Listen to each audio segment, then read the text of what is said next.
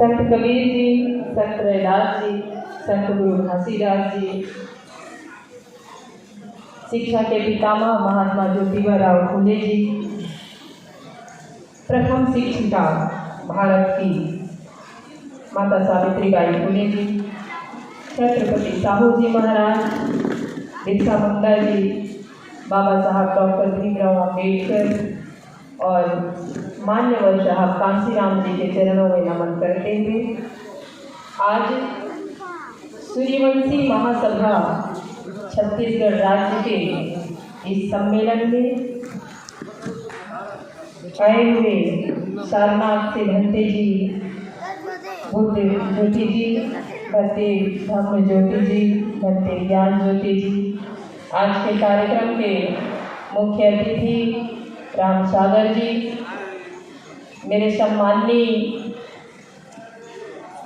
मान्यवर रमेश जाटवर जी और इस मंच में उपस्थित अतिथिगण और इस सभागार में उपस्थित मेरे तमाम वरिष्ठ कनिष्ठ, मेरे पिता तुल्य, मेरी माताएं, मेरी बहनें, मेरे भाइयों और प्यारे बच्चों, आप सभी को मेरा नमो बुद्धाय सादर जय हिंद।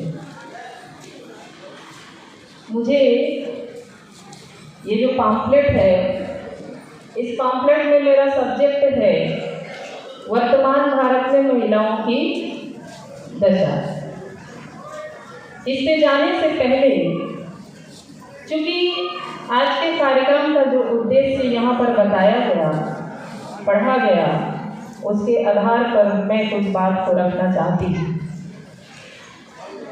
यहाँ पर बताया गया, इस महासभा का उद्देश्य ये है कि जो जाति में टूटे हुए बटे हुए लोग हैं, लगभग 6 जातियों का नाम यहाँ पर सम्माननीय हीरालाल कुर्रे जी ने लिया। केवल 6 ही जाति नहीं है, ये तो गिनती में जो हमारे सामने नजर आ गया ये जातियां हैं, और बहुत सारी जाति हैं। और इस जाति में टूटे हुए बटे हुए जो लोग हैं, इनको एकजुट करके इनका एक महासभा बनाया जाए, इनको एकजुट किया जाए, इनको संगठित किया जाए, ऐसा इनका उद्देश्य इन्होंने बताया। मैं आपको 250-300 साल पहले दूर ले जाना चाहती हूँ। 250-300 साल पहले, कृपया आपस में बात नहीं करेंगे।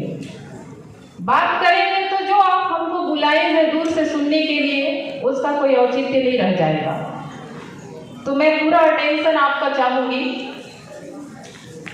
200-250 साल पहले अगर हम पीछे जाते हैं तो छत्तीसगढ़ के इतिहास में एक गुरु हुआ करते थे, एक संत हुआ करते थे, एक क्रांतिकारी महापुरुष हुआ करते थे, जिनको हम सब गुरु घासीदास जी के नाम से जानते हैं। जब गुरु घासीदास जी ने यहाँ अपना आंदोलन शुरू किया तो हम पढ़ते हैं, तो हम पाते हैं कि उन्होंने अपने समय में 40 से 45 जातियों को इकट्ठा करके एक समाज बनाया था।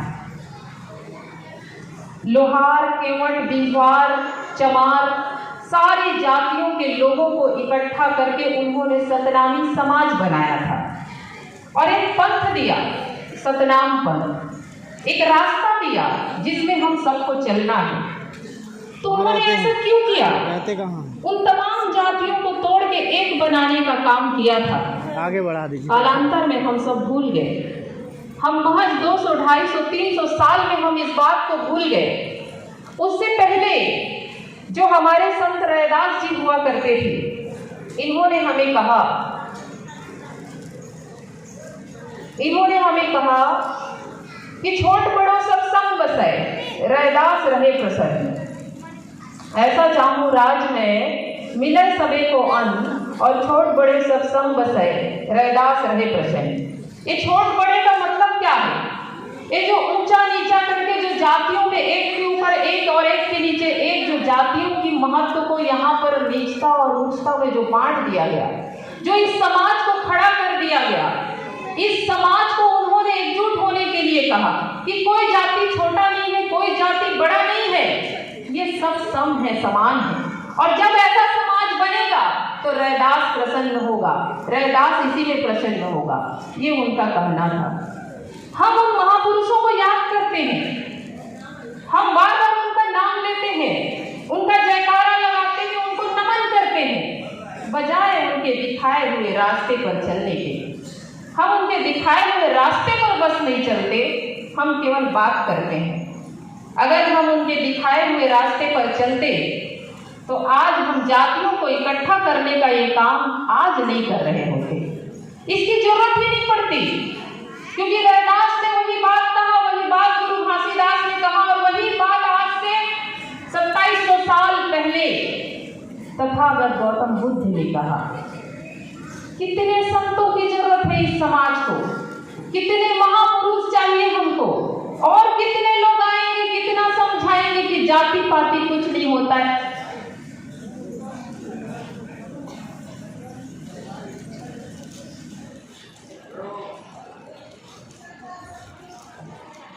हेलो, कि जाति पाति कुछ नहीं होता है, हम सब एक ही जाति के हैं, मनुष्य जाति के हैं। जानवर है, पशु पक्षी है, सब में जाति है, तोता है, मैना है, कौवा है, कबूतर है, मयूर है, सबकी जाति है। पेड़ों की जाति है, नीम है, पीपल है, आम है, बरगद है, उसकी जाति है। जानवरों की जाति है, बैल है, हाथी है, तमाम तरह की जाति। मनुष्य का क्या जाति है? आप मुझे भी देखेंगे तो औरत, आपको भी मैं देखूंगी तो औरत, इनको भी देखेंगे तो पुरुष, और इनको भी देखेंगे तो पुरुष। ये कैसी जाति? अगर जाति होती तो हमें पशु के जैसे ये बैल है, ये हाथी है, ये घोड़ा है, हमें समझ में आता। मनुष्य को देखने से जाति समझ में नहीं आती, लेकिन हम इस और का भी सोचते हैं। तो गुरु घासीदास ने हमें अपने समय में 250-300 साल पहले 40 से 45 जातियों को इकट्ठा करके एक समाज में रहने का, बंधे रहने का एक रास्ता दिया। जरूरत है हम सबको उसमें चलने का। और ये जो समाज है, पता नहीं कितने लोग चाहिए, इनको कितने लोगों की कुर्बानी चाहिए, तब जाके ये समाज जागेगा। ये मुझे भी समझ में नहीं आता। पढ़े लिखे लोग हैं, 21वीं सदी के लोग हैं, हम बोलते हैं हम एजुकेट हैं, हम बोलते हैं कि हमने BA किया, MA किया, PhD किया, मगर जब हमें आचरण में उसी सारे चीजों को दिखाने की बारी आती है तो हम सब फेल हो जाते हैं। वहां पर हम जाति के हो जाते हैं, हम महिला हो जाते हैं, हम पुरुष हो जाते हैं। महिला है तो बराबरी नहीं है, महिला है तो उसको पुरुष के नीचे ही रहना पड़ेगा, महिला है तो पुरुष से पूछ के ही करना पड़ेगा, महिला है तो उसके पास दिमाग नहीं है, उसको पुरुषों के कहे अनुसार चलना पड़ेगा, महिला है तो सहने का उसका जन्म सिद्ध अधिकार है, उसको सहना ही पड़ेगा। पुरुष है तो वो कुछ भी करेगा और महिलाएं उसको बर्दाश्त करेंगी। ये PhD, ये MA, ये MPhil किए हुए समाज का, बनाए हुए समाज का ये रीति रिवाज, ये चलन, ये परंपरा, ये परिपाटी है। कैसी परिपाटी है? कब हम महिलाओं को, जैसे पुरुष एक इंसान है वैसे महिला भी एक इंसान है, कब समझेंगे? कब समझेंगे? और जब तक महिला है समझेंगे तब तक समानता कभी नहीं आएगी, कभी आ ही नहीं सकती समानता। आप कितने भी मंच से बड़ी बड़ी बातें कर लें, आप दहाड़ में आप संविधान की बात करते हैं, लेकिन जब आपको अपने घर में ही लागू करने की बारी आती है आप सब फेल होते हैं। आप सब ब्राह्मणवादी, मनुवादी के पोषक होते हैं। आप लोग खुद समानता अपने घर में नहीं करते। जब बेटी और बेटों की बारी आती है, उनमें फैसले, उनको अधिकार देने की बारी आती है, तो बदलना खुद को है, पहले बदलना खुद को है। महिलाएं अपने आप को पता नहीं कब समझेंगी। पढ़ लिख जाती हैं, बराबरी की बात करती हैं, लेकिन जब सामाजिक कोई भी एक्टिविटी होती है तो ये महिलाओं को उस एक्टिविटी में, उस समाज से सरोकार रखने में सबसे ये महिला पीछे होती है। इन्हें केवल ब्यूटी पार्लर, इनको किचन, इनको सजने संवरने से फुर्सत नहीं मिलता। अगर इनके पास समय है महिलाओं के पास तो टीवी सीरियल के सामने जाके बैठेंगी, तमाम चीजों को देखेंगे। लेकिन जिस समाज में आपको आज तक दोयम दर्जा मिला हुआ है, उस समाज में अपने दर्जे को हासिल करने की बात आप सोचते ही नहीं हो। आपकी पढ़ाई कहाँ चली जाती है? तमाम रूढ़ियों को, परंपराओं को, करवा चौथ, आज छठ है, छठी मैया का आज छठ है, क्या महिलाओं के लिए ही है छठ? क्या महिलाओं के लिए बेटा ही महत्व रखता है जिसके लिए छठ रखते हैं आप बेटा जीवित क्यों रहते हैं? बेटियों की क्या बेटियां खरपतवार हैं जिसके लिए बेटी जीवित क्यों नहीं रह सकती? आप तमाम रूढ़ियों को, परंपराओं को ढो रही हैं अगर इस देश में कोई तो महिला है। आपको जागना पड़ेगा। मैं आपको एक बात और बताती हूँ, अगर आप इन्हीं तरह की परिपाटी को चलाते रहेंगे तो आपके ऊपर अन्याय, अत्याचार और शोषण होता रहेगा। हम कभी नहीं सोचते हमारे यहाँ भारत देश में गुलामी का राज क्या है, हम कभी नहीं सोचते। आपको मैं एक स्टोरी सुनाती हूँ। हांगकांग में हमारे भारत देश का एक आदमी रहता था हांगकांग में, और स्टोरी नहीं है, ये रियल बात है।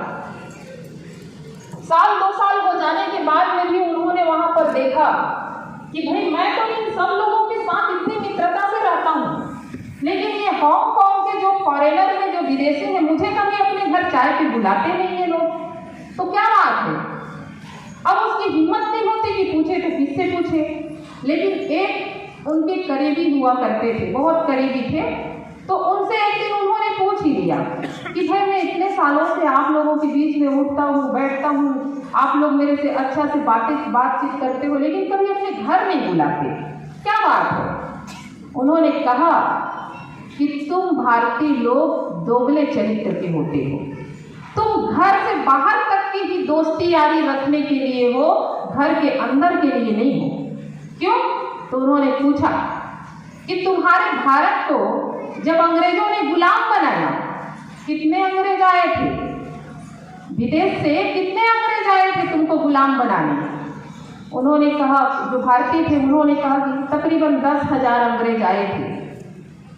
10,000 अंग्रेज। तो तुम्हारे भारत देश में उस समय 32 करोड़ आबादी थी। 32 करोड़ की आबादी को मात्र 10,000 अंग्रेज विदेश से आके गुलाम बना दे। क्यों? क्योंकि ये सूर्यवंशी है, इसके ऊपर कोई घटना घटेगा तो सतनामी नहीं खड़ा होगा, क्योंकि ये महार है, महार के ऊपर कोई घटना घटेगा तो जाटव नहीं खड़ा होगा। तो जब तक इस तरह से जात पात और छोटे बड़े और इसकी समस्या उसकी समस्या में हम लगे रहेंगे, हमारे ऊपर शोषण, अन्याय, अत्याचार होता रहेगा और हम यूं ही गुलाम बने रहेंगे, गुलामी की जिंदगी जीते रहेंगे। और ये रियल बात है, ये आज भी हो रहा है।